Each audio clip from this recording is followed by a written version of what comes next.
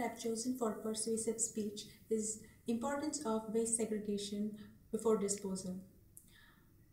What is waste segregation? Waste segregation is dividing waste into dry and wet waste, or degradable and non-biodegradable.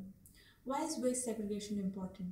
If the waste is not separated properly, it gets mixed up in landfills.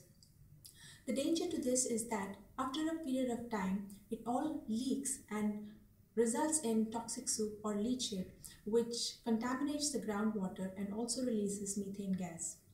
Methane is a greenhouse gas which leads to extreme climate and climate changes and also leads to droughts. We are also already seeing the effect in the world. If the waste is not segregated properly, the recycling becomes less and a lot of resources are wasted.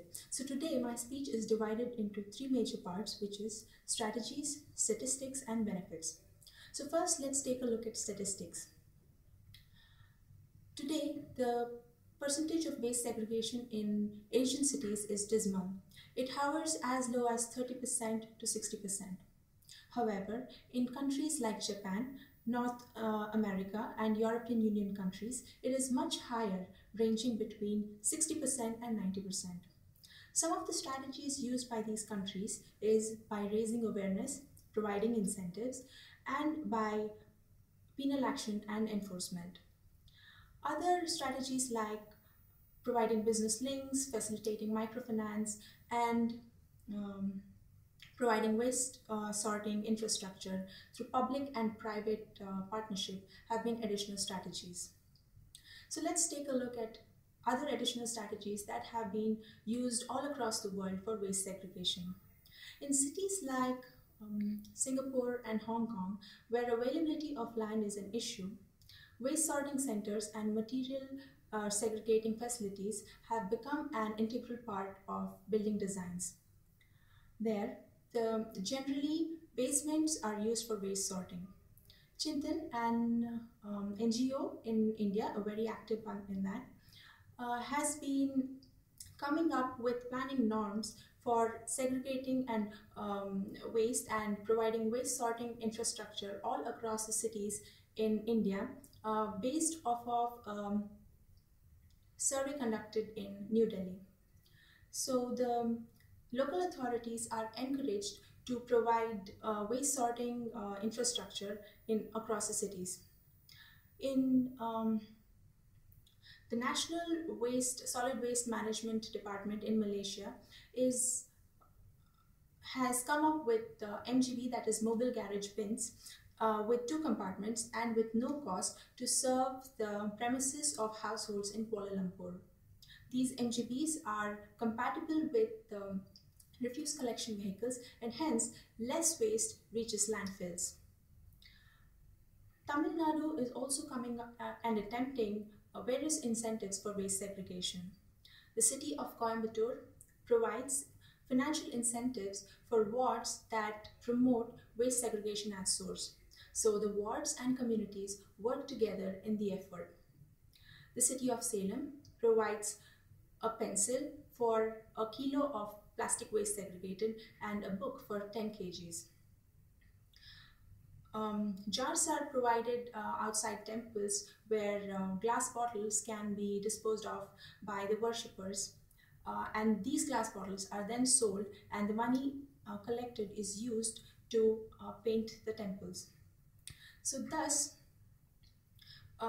here the idea is to tap on religious sentiments. Now, waste segregation is best promoted through communities and self-help groups. In Mumbai, around 400 self-help groups are acting as advanced locality managements. Another very important strategy for waste segregation is levying fines. San Fernando in Philippines levies huge fines on citizens that fail to segregate waste. When the waste comes from a residential source, they are supposed to pay between 500 and 1,000 pesos, and if it comes from a business establishment, they pay between 2,000 and 5,000 pesos. So now quickly let's take a look at benefits. To localize the benefits of waste sorting, the Companies that are experts in molding water tanks have come up with quick install biogas plants. Vegetable waste is dumped into a compartment which is fermented, and this, together with microbes, generate methane gas, which can then be piped into kitchen stove. The waste sludge is then used as fertilizer. A version of this won NGO in ARTI in Pune a national award a few years ago. So these emerging technologies can definitely prove as an incentive for waste segregation programs throughout the country. When waste is segregated between inorganic and organic waste, it is better understood and hence leads in better recycling and reuse. The waste pickers further segregate inorganic waste into paper, metal, and plastic for sale. Now, these waste streams get collated through informal ecosystem of the waste traders and waste pickers who become material suppliers for formal manufacturing sector. The solid waste, the organic part of the waste, can be used to manufacture compost and also methane gas. Compost can act as a replacement for the demand of fertilizer, and the methane gas can be used as an alternative energy source. So thus, waste segregation benefits everybody. It benefits the rag pickers, the waste traders, small and medium industries, citizens, and definitely the local municipal authorities. So thus, it helps in generating a circular economy by promoting green jobs and reducing the consumption of the virgin resources, and also by promoting investments. Further, it also helps in as the transportation of waste is less, it results in lesser emission, and also the landfills last longer. And the cities move to a regime of zero waste. So in conclusion, all I would like to say is it is highly intriguing that despite all these benefits, waste segregation happens very less at source. We all understand the importance of waste segregation but fail to practice it. So where is the problem? The problem lies in the attitude. Many a time we simply do not care. So today I urge each and every one of you to take an extra few minutes to segregate the waste at your household and premises.